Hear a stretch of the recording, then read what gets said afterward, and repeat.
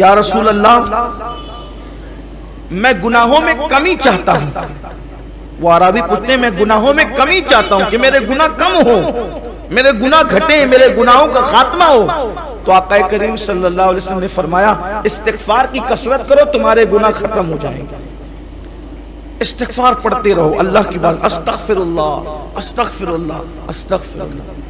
استغفار کی بات یاد آئی ہے تو مجھے ایک بہت زبردست استغفار یاد آیا. کام ہے 2 منٹ کا لیکن فائدہ ہے لاکھوں سال سے زیادہ کا.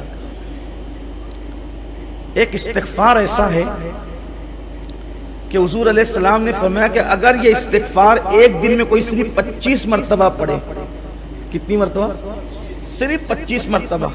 اللہ دنیا ہی میں جیتے جی اس کا شمار ابدالوں میں فرمائے گا اور قیامت کے دن اس کو ابدال کی حیثیت سے اٹھائے گا. یہ ابدال سمجھے نا آپ کون ہے؟ ابدال وہ لوگ ہیں اللہ جن کی برکت سے بارش نازل کرتا ہے. ابدال وہ لوگ ہیں جن کی وجہ سے، جن کی برکت سے زمین سے سبزہ اگتا ہے. ابدال وہ لوگ ہیں جن کی برکت سے مصیبتیں دور ہوتی ہیں اور ابدال کی دعا کبھی رد نہیں ہوتی. تو حضور اکرم صلی اللہ علیہ وسلم فرماتے ہیں جو مومنوں کے لیے 25 مرتبہ یہ استغفار کرے وہ ابدال میں شمار ہوگا. ابدال ولایت کی بڑی قسم ابدال.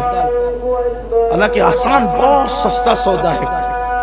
اور میرے آقا فرماتے ہیں یہ استغفار دن میں 25 مرتبہ پڑھنے والا اگر پہاڑ کو اپنی جگہ سے ہٹنے کی دعا کرے تو اللہ پہاڑ کو بھی اس کی جگہ سے ہٹا دے گا. اس کی دعا کبھی رد نہیں ہوگی. آسان استغفار بھی ہے اور پڑھنا 25 مرتبہ 2 منٹ کا کام. وہ استغفار یہ ہے اصل میں تمام مومنین کے لیے استغفار کرنے کا حکم دیا گیا. آقا علیہ السلام نے یہ تعلیم فرمائی صحابہ کو. استغفر اللہ لی ولی والدی ولی جمیع المسلمین والمسلمات والمؤمنین والمؤمنات الاحیاء منہم والاموات. جو اس استغفار کو 25 مرتبہ پڑھے روزانہ یعنی تمام مومنین کے لیے جو استغفار کرے وہ مستجاب الدعوات ہوگا. اس کی دعا کبھی رد نہیں ہوگی اور اس کا شمار ابدالوں میں ہوگا. اس لیے اس کو یاد کر لیں، آسان ہے.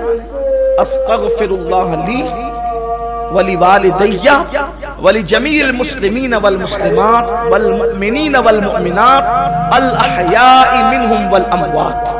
یہ والمسلمین والمسلمات والمؤمنین والمؤمنات الاحیاء منہم والاموات تو ہمیں یاد ہی ہے، پڑھتے تو ہیں نا ہم لوگ اس کو تحیات شریف میں پڑھتے ہی، تو یہ تو یاد ہے سب کو. بس اتنا پڑھنا ہے استغفر اللہ لی ولی والدی ولی جمیع المسلمین. یہ اتنا اس میں ایڈ کر دینا. اس کا مطلب یہ ہوا استغفر اللہ لی اللہ مجھے بخش دے، میری مغفرت فرما دے.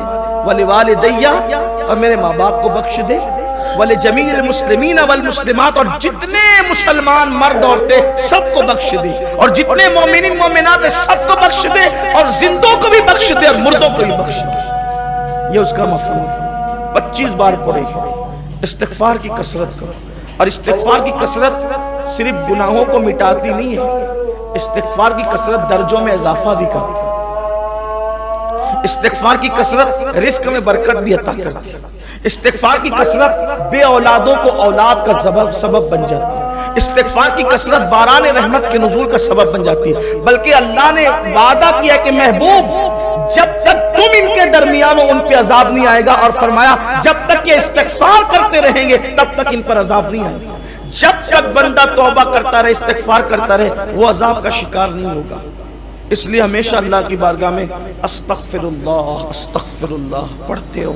آقا کریم صلی اللہ علیہ وسلم کا فرمان ہے کہ میں خود ایک دن میں 70 مرتبہ استغفار کرتا ہوں اور بہت بے شمار برکتیں اس کی ہے.